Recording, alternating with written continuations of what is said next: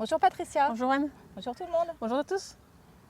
Bon, on se retrouve aujourd'hui pour un thème. Alors c'est moi qui l'ai proposé à Patricia, Oui. en fait, ce thème-là, parce que je me pose pas mal de questions au sujet de l'aide aux autres. Et voilà, on s'est dit que ça pouvait peut-être vous Être intéresser. un très bon thème.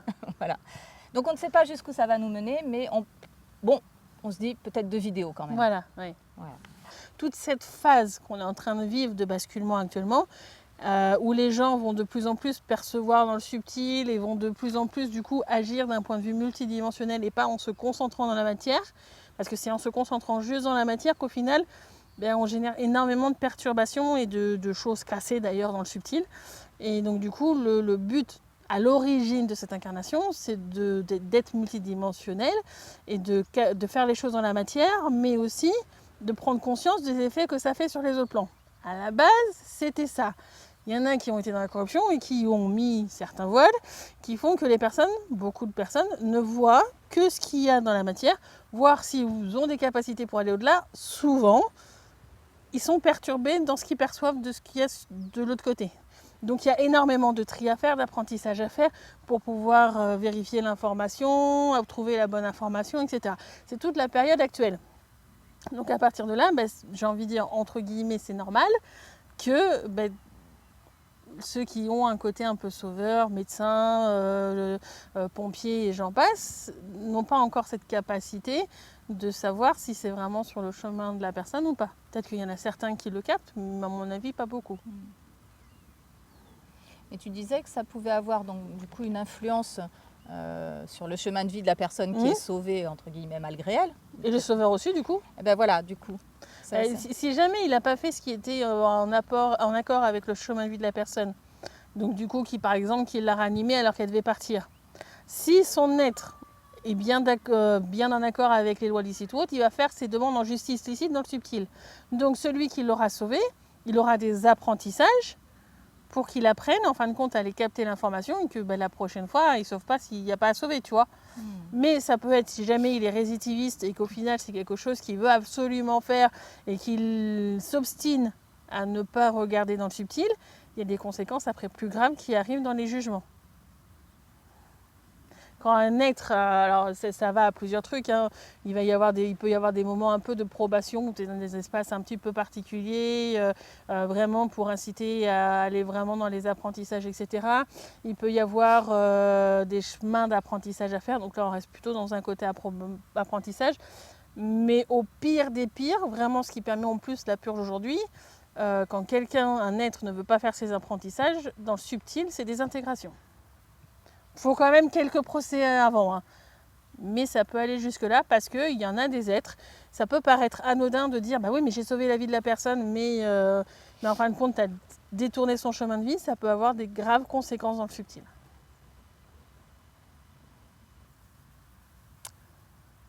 Ouais. Bon, même si je ne le découvre pas, puisqu'on en a déjà parlé, Oui. voilà, je trouve que c'est pas évident à intégrer ce concept-là. C'est peut-être pas évident, mais c'est parce que justement, il y en a qui, ça fait des centaines, voire des milliers d'années, au fur et à mesure des incarnations ou autres, qui ne veulent pas faire les apprentissages et qui vont même à l'encontre, ou qui rigolent quand les juges leur donnent les jugements avec des apprentissages. Au début, je me souviens, quand moi j'ai conscientisé la justice licite, au début, les juges me disaient non, on donne juste les apprentissages, etc. Puis au bout d'un moment, ils se sont dit en même temps, on leur donne, mais ça sert à rien, ils font jamais leurs apprentissages. Donc au final, fur et à mesure, les mentalités des juges ont changé et ont été sur des jugements pour ceux qui étaient vraiment récidivistes, qui ont été finalement jusqu'à de la désintégration parce que ils n'arrêtaient pas de manipuler les autres, c'est eux qui avaient une certaine dominance et donc du coup, la justice licite n'arrivait pas à avoir le poids qu'elle devait avoir. Mais il faut comprendre que cette idée de sauver quelqu'un, ça peut vraiment perturber le chemin de vie de celui qu'on dit être sauvé. Et perturber un chemin de vie, ça peut avoir des conséquences extrêmement graves. Bon, on va essayer d'intégrer ça de plus en plus. Alors, ce qui voudrait dire, donc, on ne peut pas aider une personne qui ne l'a pas demandé. Aussi. Bon. Il faut aussi qu'il y ait une demande dans la matière. Alors ça m'est arrivé, vraiment très rarement, 2-3 fois, que la demande a été faite que dans le subtil et que j'ai aidé quand même.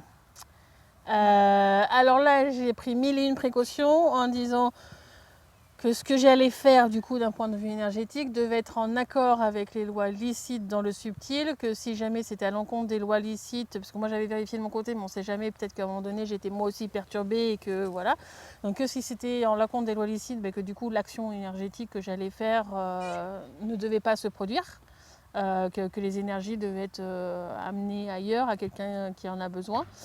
Et donc du coup, moi je sais que je me suis vraiment sécurisée par rapport à ça. Donc là en fait c'était vraiment le moi la personne qui me l'avait demandé à ce moment-là, c'est 2-3 fois où ça m'est arrivé. Donc en fait c'était juste.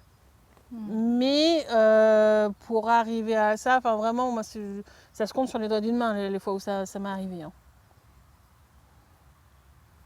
Ouais, mais alors donc, en tout cas, il faut au moins dans la matière quand même qu'il y ait une demande normalement, réelle. Oui. Ouais, mais tout à l'heure, tu as dit que même quand on te fait la demande dans la matière, parfois tu refuses aussi. Oui, parce que je vais revérifier Ouais. si c'est bien juste pour la personne. En fait, il faut que ça soit juste sur tous les plans. Donc normalement, si tu fais un soin à quelqu'un qui est dans la matière, il faut que dans la matière, il soit d'accord, qu'il soit demandeur. S'il n'est pas demandeur, dans ce cas-là, en fin de compte, y a un problème. Tu agis sur quelqu'un qui n'a rien demandé. Cette personne, enfin, je vais prendre un truc, je risque de me faire taper dans les doigts sur les commentaires, mais on ne sait jamais. Il y en a certains qui ont des pathologies assez lourdes et qui vont finir à l'hôpital avec des très gros traitements et des fois en sachant que, en fin de compte, la fin elle est proche, c'est juste pour rallonger la vie de quelques semaines, voire quelques mois. Des fois, ces personnes-là, ils ont envie, en fin de compte, de profiter du reste de leur vie et pas d'être enchaînés à des médicaments, à des machines et autre chose. Et du coup, pourquoi en fin de compte, il y a les médecins qui sont là, non mais on va forcément vous mettre sous machine, etc. Ça va vous prolonger, vous allez voir, d'une semaine à un mois ou je ne sais quel temps. Ouais, mais le problème c'est que la personne, pendant ce temps-là, elle va pas vivre, elle va pas profiter. Et que des fois, il vaut mieux, selon la personne bien sûr, mais peut-être que certaines personnes auront envie de dire je vais en profiter pour voir mes enfants, mes amis, etc. pendant ce laps de temps, profiter, avoir de la joie, etc. Et ils n'ont pas forcément envie d'être dans un hôpital branché et tout ça, tu vois. Et pourtant on leur impose la médication. Oui, alors c'est normal. Enfin, il me semble que ça ne devrait pas être le cas et que normalement la personne a le droit de donner ses directives. Je crois que ça s'appelle les directives anticipées, enfin peu importe, mais... Ouais, mais enfin, moi j'ai eu des clients où quand même ils étaient bien forcés mentalement par certains médecins. Bon. Vraiment le poids que des paroles des médecins était assez lourd. Effectivement, ça paraît pas juste que la personne puisse pas choisir pour elle-même sa fin de vie, ça paraît évident. Alors, si je peux donner un ou deux exemples personnels que tu connais peut-être. Alors, donc, on est sur le thème de... normalement, on n'aide pas quelqu'un qui ne l'a pas demandé. Oui. Bon, on en connaît tous qui l'ont fait. Moi, ça m'arrive, alors moins maintenant parce que je fais attention et j'ai conscientisé des choses, mais tu sais, comme j'avais tendance à vouloir sauver des animaux, moi. Voilà.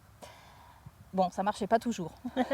Donc voilà, j'ai essayé de sauver plusieurs fois des oiseaux ou des souris ou d'autres choses. Et voilà, parfois ça marche, parfois ça marche pas. Et voilà, pour en avoir discuté avec toi, je sais que voilà, il y a les chemins de vie aussi de ces animaux à respecter. Voilà, donc ça c'est acquis. Mais j'ai en tête l'exemple d'un ami qui me racontait, très fier de lui, et vraiment... je pense qu'il avait eu de très très bonnes intentions, qui disait qu'il avait sauvé son fils d'une grave dépression en faisant intervenir un guérisseur sans prévenir son... Voilà. Alors après, là, ça dépend aussi de l'âge de l'enfant. Non, il était adulte. Hein. Ah d'accord. Oui. Parce que dans le subtil, quand l'enfant n'est pas encore autonome, ce qui arrive en général aux alentours entre 12 et 13 ans, entre 10 et 13 ans, pardon, selon la maturité de l'enfant, etc. Dans ce cas-là, il est sous la responsabilité quand même des parents. Alors moi, je conseille que l'enfant soit quand même au courant, mais en soi, ça reste le parent qui décide quand il n'est pas encore autonome. Dans le subtil, Donc du coup, à partir du moment où il est autonome, donc je te dis, ça se passe en général entre 12 et 13 ans, entre 10 et 13 ans, j'arriverai à parler, et ben à partir de là, il faut vraiment que l'enfant ait conscience et qu'il donne son accord.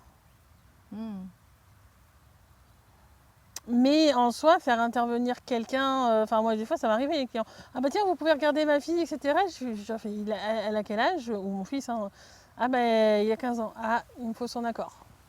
Et je ne pourrais pas regarder dans l'aide de la personne, de l'enfant du coup, parce que j'aurais pas les autorisations.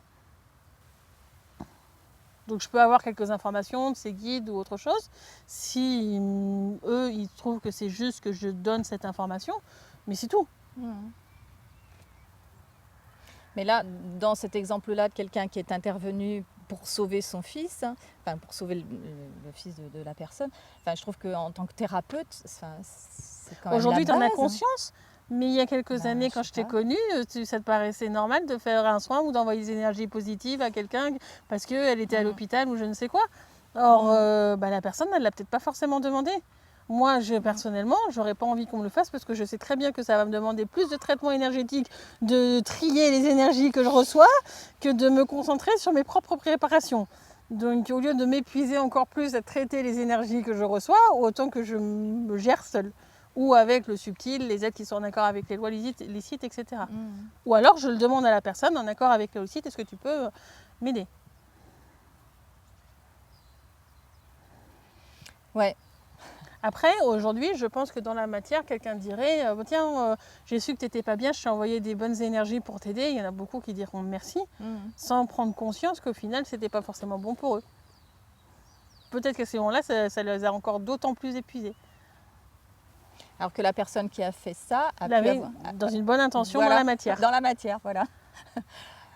Allez voir la vidéo sur sur l'intention. Bon. Ouais, donc il faut... moi, j'avais plein de choses autour des précautions à prendre quand on est thérapeute, soignant ou travailleur social, mais ce n'était pas des précautions dans le subtil, en fait.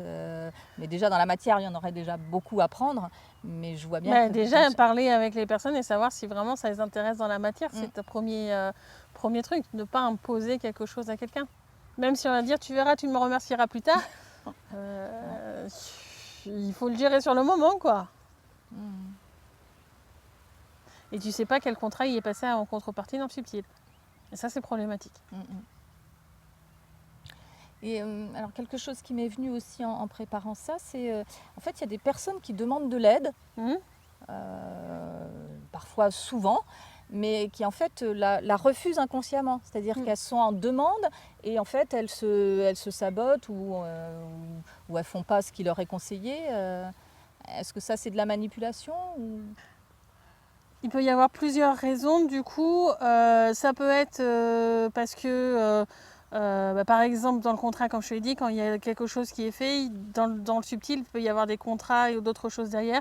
Peut-être que dans le subtil, il n'aura pas accepté les contrats que l'autre partie en face avait voulu, du coup, lui imposer, entre guillemets, en échange de son aide.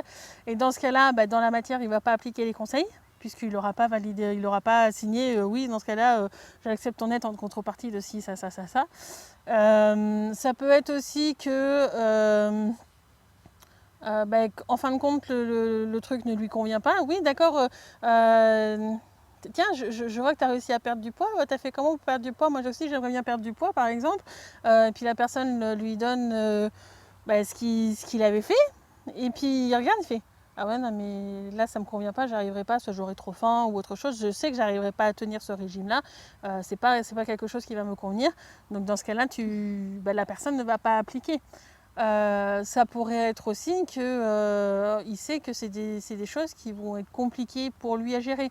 Par exemple, moi je sais que quand j'ai une démarche administrative à faire, je sais que je me prévois une demi-journée où j'aurai rien à faire et par exemple m'inscrire sur dernière fois un site du gouvernement français.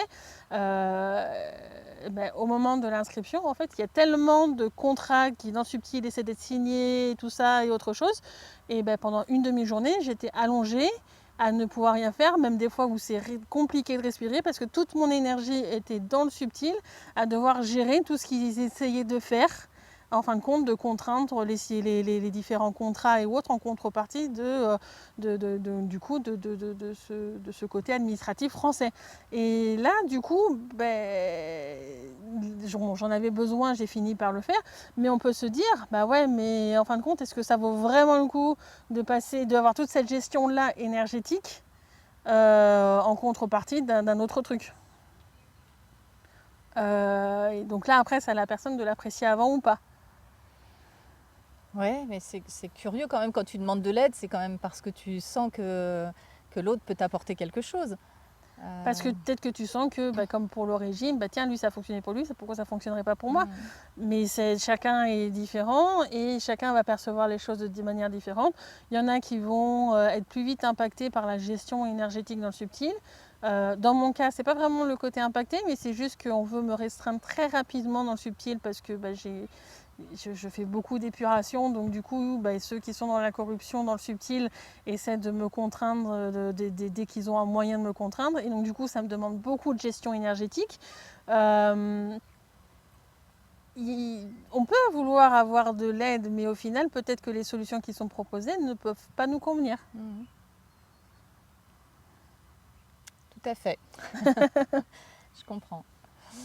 Alors une petite question parce qu'en préparant ce thème, je suis tombée par certains hasards sur une vidéo d'une intervenante spirituelle, on va dire, qui parlait aussi de l'entraide. Et elle disait quelque chose que je vais te livrer pour avoir ton point de vue. Elle disait que demander de l'aide, ce serait entrer en résistance avec la vie, en expliquant que parfois quand quelque chose nous est présenté justement sur notre chemin de vie, il ne faut pas le refuser, sinon c'est refuser le flot de la vie. Voilà. Est-ce que tu... Alors moi je ne suis pas forcément d'accord avec ça, tu t'en serais douté. Quand il y a quelque chose qui se présente devant nous, ça peut être aussi quelque chose qui est de la corruption, quelqu'un qui a mal perçu quelque chose et donc du coup c'est pas adéquat pour nous, à nous de savoir si ça va sur notre chemin ou pas. Si quelqu'un nous propose son aide avant même qu'on ait demandé, etc., qu'est-ce qu'il y a quand même en échange dans le subtil ou autre? Peut-être que nous-mêmes, en fait, on a à faire des apprentissages pour gérer la situation seule, etc. Comme ça pourrait que peut-être qu'on n'a pas remarqué qu'on avait besoin d'aide et que oui, il faut l'accepter. Mais en fait, à chaque fois, il faut vérifier si c'est juste ou pas juste pour nous. Tout simplement. Mais en soi, c'est pas parce que ça arrive sur notre chemin que c'est forcément juste. Des fois, il faut savoir dire oui, j'ai besoin d'aide. Et des fois, j'ai dire non, là, je suis capable de gérer toute seule. Ou non, j'ai pas envie de ton état de voix, parce que peut-être que l'aide du voisin, oui, mais de lui, non. Oui, c'est ça. Ouais. Et donc, il n'y a rien qui nous empêche de demander de l'aide. Il n'y a rien qui nous empêche de demander de l'aide. À soi de se capter si c'est juste ou non de demander de l'aide. Okay. Et il n'y a rien qui nous empêche de recevoir de l'aide, à chacun de capter si, en fin de compte, il doit la recevoir ou pas.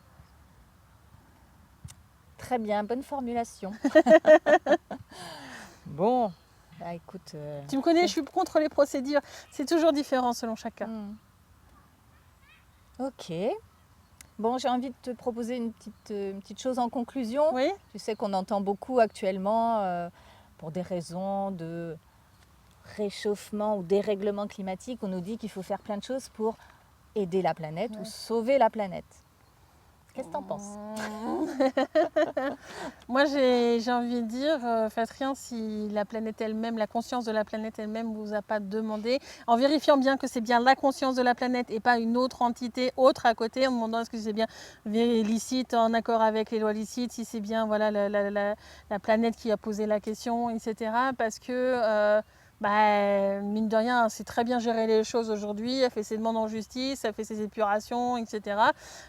Si elle vient vous voir personnellement et demande quelque chose, c'est que oui, vous pouvez agir et là, elle vous demande en fin de compte de l'aide justement. Mais sinon, non, elle sait faire les choses, n'intervenez pas. C'est vous allez plus lui mettre en fin de compte, la plupart du temps, je pense, des entraves plutôt que réellement l'aider. Donc... laissez-la agir et laissez-la demander votre aide si elle en a besoin. Très bien. Bon, merci pour cette petite conclusion. On espère que le thème vous aura intéressé.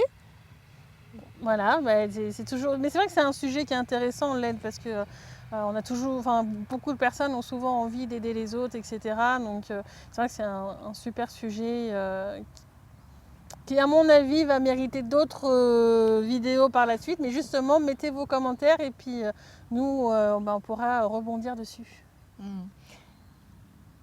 J'avais plein de questions, mais qui étaient des questions dans la matière. Et donc, Patricia nous a emmenés sur d'autres terrains. Mais voilà, c'est ça qui est intéressant aussi, justement. C'est toujours compliqué pour moi de répondre juste dans la matière. Moi, les phrases, elles n'arrivent pas à sortir de ma bouche si ce n'est pas d'un point de vue multidimensionnel. Bon, et on sera à l'écoute de ce que vous nous ferez remonter comme idée ou comme besoin par rapport à ça ou d'autres thèmes. Merci beaucoup, Patricia. Merci à toi, Anne. À bientôt. À bientôt. Au revoir.